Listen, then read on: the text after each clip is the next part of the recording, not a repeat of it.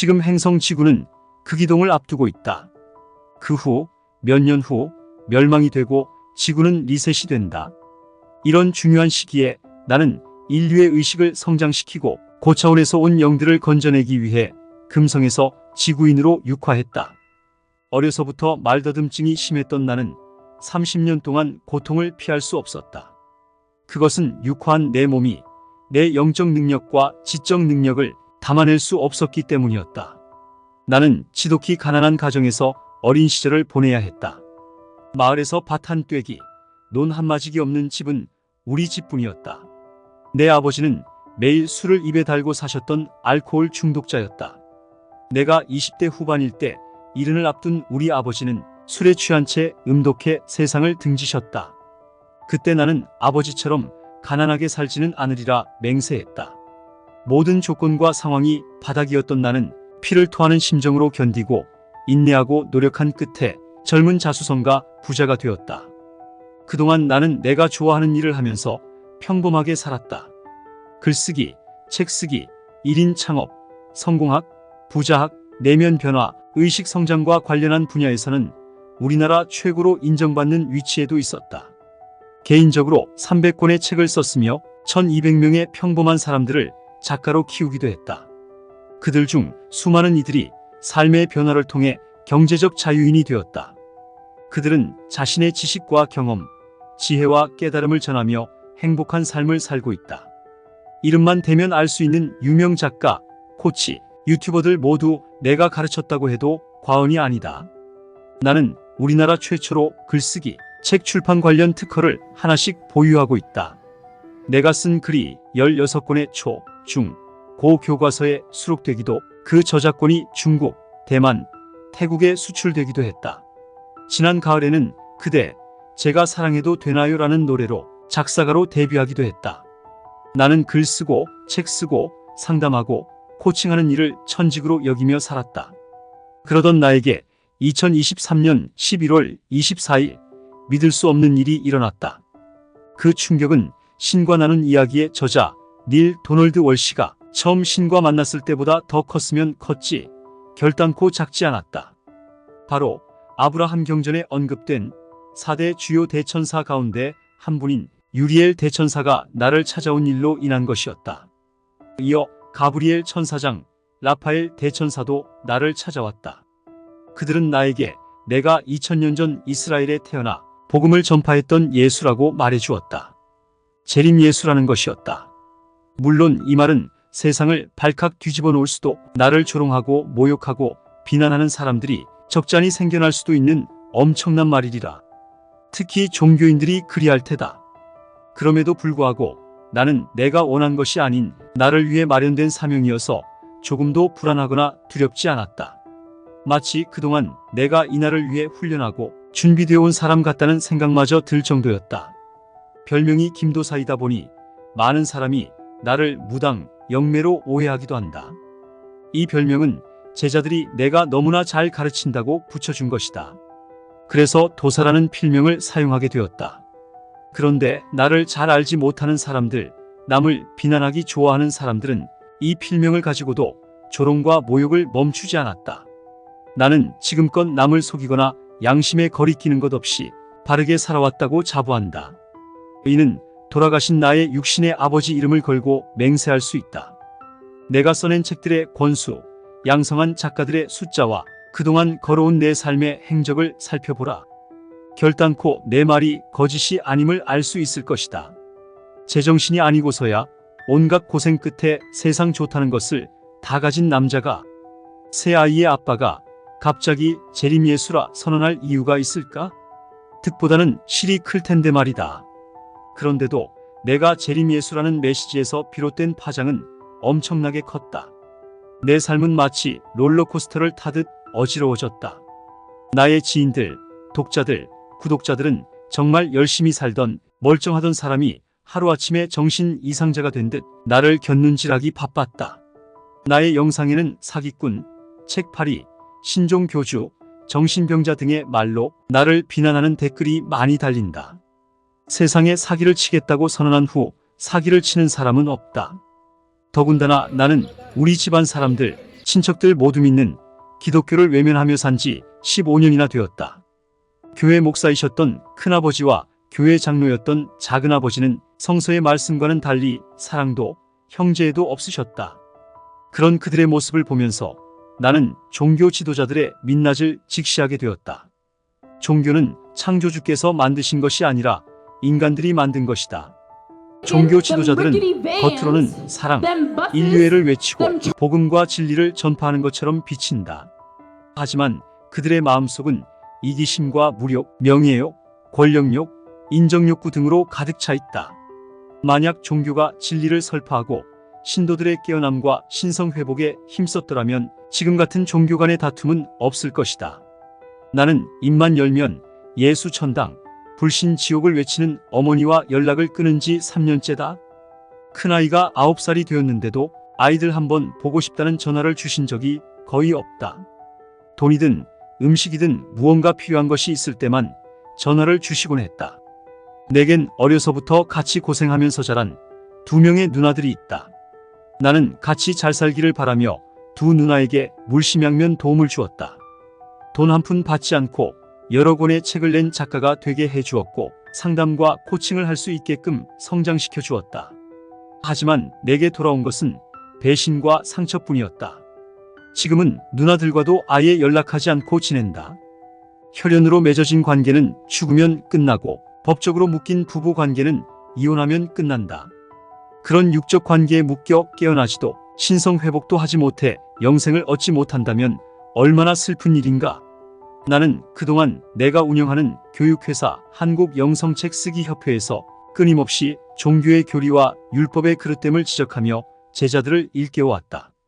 그런 삶을 살아왔던 내가 작금에 이르러 교주 노릇을 하려고 재림예수라 떠벌린다는 건 논리적으로 안 맞지 않는가.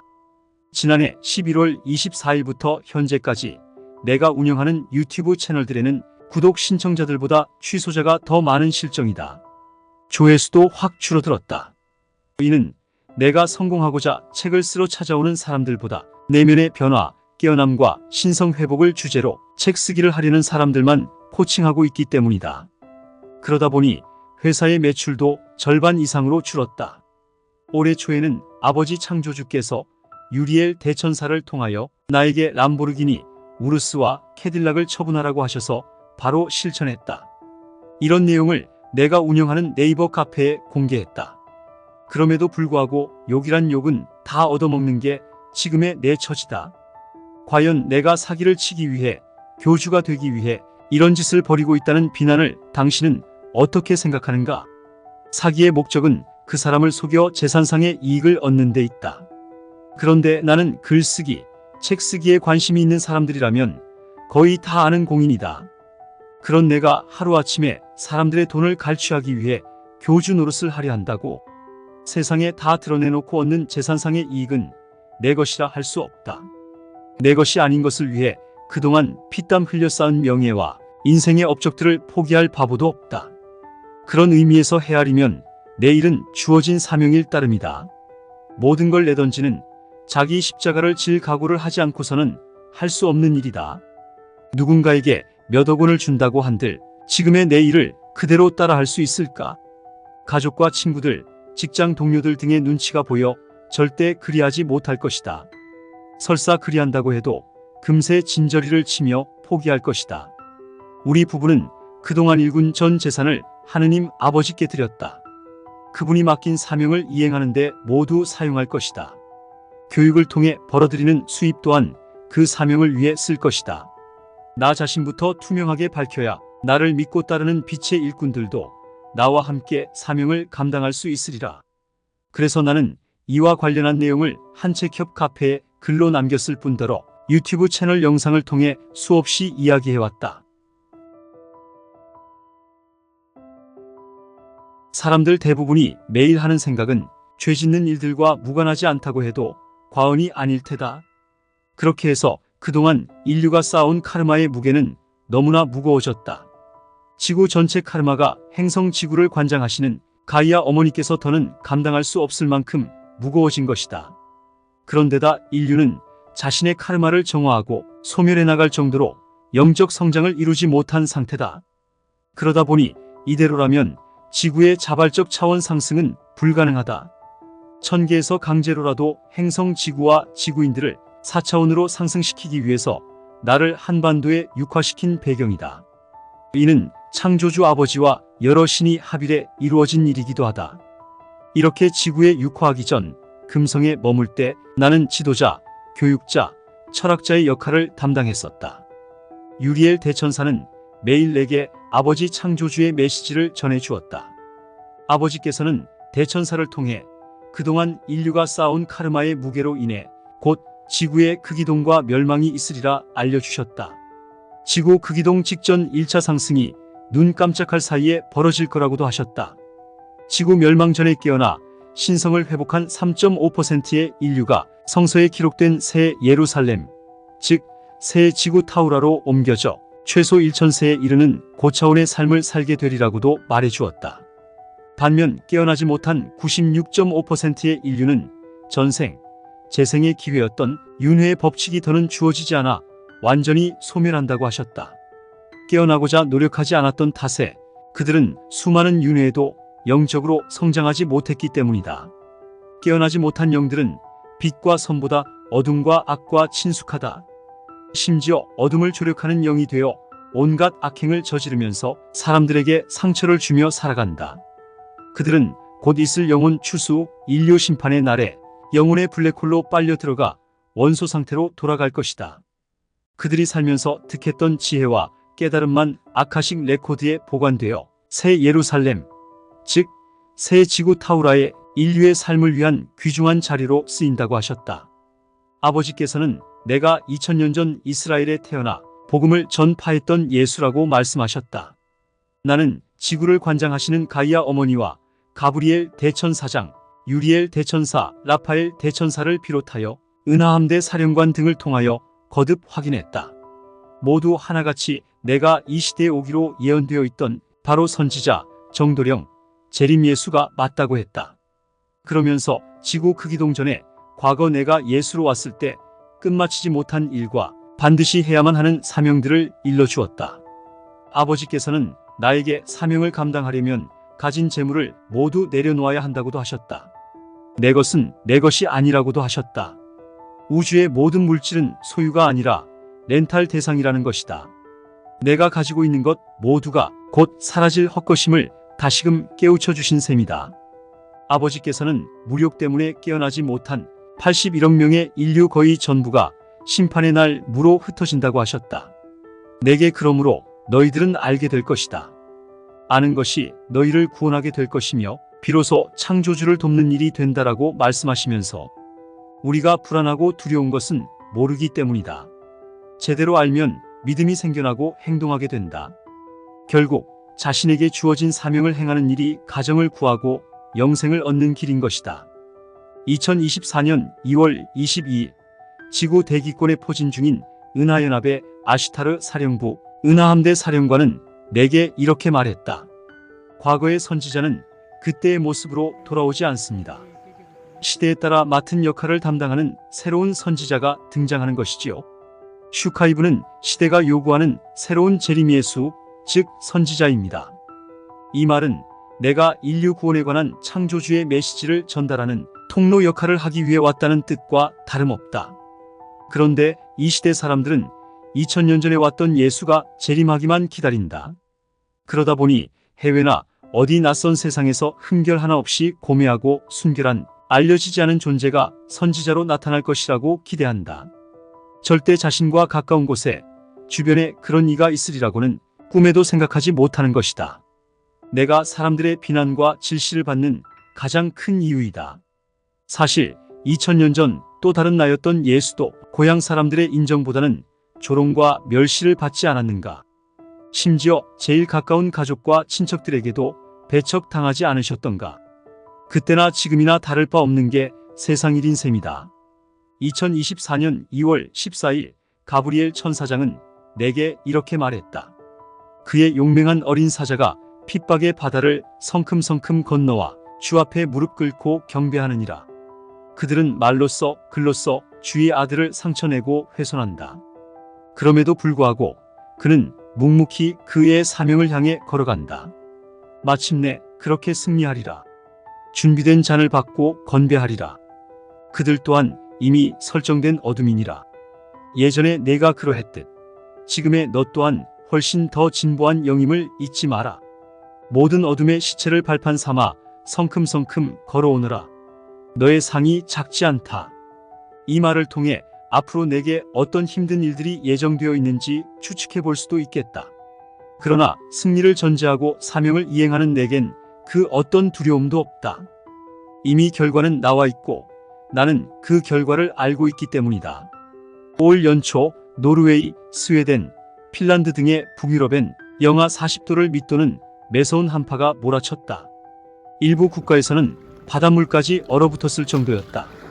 한파와 폭설로 전기가 끊기고 도로가 마비되는 등 국가 비상사태가 벌어지기도 했다. 전문가들은 이런 극단적인 이상 기후 현상의 원인으로 지구온난화를 지목할 뿐 정확한 이유를 대지 못한다. 한편 학계에서도 아직 지구온난화 때문이라고 콕 집어 결론을 내리고 있지는 않다. 결국 이는 한파가 몰아친 진짜 원인을 정확하게 알지 못한다는 말 아니겠는가? 나는 북유럽에 갑자기 한파가 몰아덮친 이유를 알고 있다. 지난 1월 6일 아버지 창조주께서는 북유럽 기온이 갑자기 영하 40도로 떨어진 이유를 이렇게 알려주셨다. 북유럽 기온이 영하 40도로 떨어진 이유는 일본 대지진과 연관이 있다. 은하연합 은하함대가 후미 추돌해 정박 위치를 찾는 중이다. 그 과정에서 대기권에 스크래치가 났으며 이런 일은 앞으로도 자주 발생할 것이다. 지구 중심과 에너지장 테스트, 지구와 시간과 공간과 타입을 맞추는 중이지만 모든 함대가 정박할 수는 없다. 선별 작업 중에 일종의 테스트다. 함대나 기계의 자기장과 빛은 아주 차갑다. 북유럽의 한파는 대기권에 포진해 있는 은하함대, 우주선 모선이 정박할 위치를 찾다가 대기권의 에너지장과 부딪혀서 일어난 일이다. 우주선에서 발산하는 에너지와 빛이 아주 차갑다는 것을 고려하면 충분히 이해가 가는 현상이다. 기후환경 전문가들은 대기권의 우주선들이 포진해 있다는 사실조차 몰라 정확한 원인을 찾아내지 못한 것이다. 남극과 북극의 빙하가 빠르게 녹는 것 역시 우주선들의 빛과 에너지 때문이다. 현재 지구 대기권을 그런 우주선들이 둘러싸고 있다고 한번 상상해보라. 이런 우주선들의 존재를 모르는 전문가들은 이런 현상을 단지 프레온가스로 인한 오존층 파괴 때문이라고 설명하는데 그치고 있다. 현재 지구는 멸망, 그리고 리셋을 앞두고 있다. 그동안 천개에서 다양한 방법으로 인류가 깨어나도록 도와왔음에도 우리는 많은 다양한 방법으로 너희에게 신호를 보냈다. 영화로, 음악으로, 그림으로, 그리고 하늘과 구름으로 가능한 모든 채널과 통로를 이용해 깨달음을 주려 했다. 요즘 사후세계와 영계와 인간계를 넘나드는 책과 영화나 드라마가 쏟아져 나오는 것은 모두 예정된 우리의 시나리오다.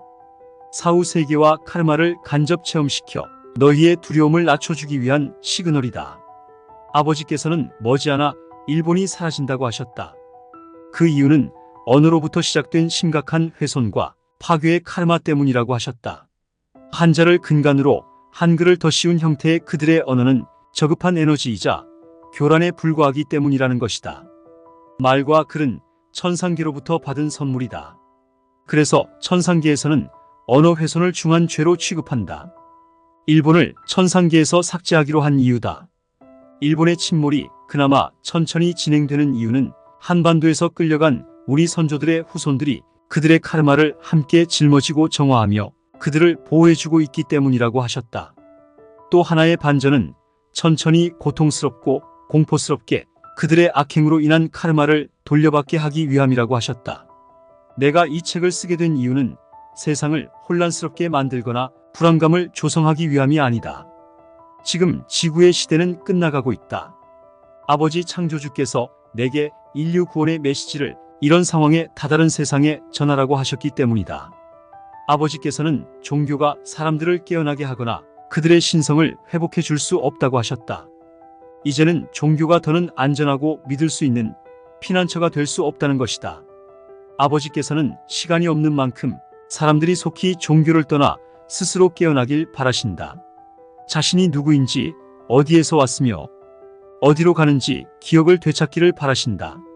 그리할 때 진정으로 아모레아 삼중 불꽃을 발현할 수 있기 때문이다. 신성회복은 아버지의 자녀, 즉 빛의 자녀임을 증명하는 것이다. 2000년 전 예수는 이렇게 외쳤다. 내가 길이요, 진리요, 생명이다. 이 말은 예수 천당, 불신 지옥을 의미하는 것이 아니다.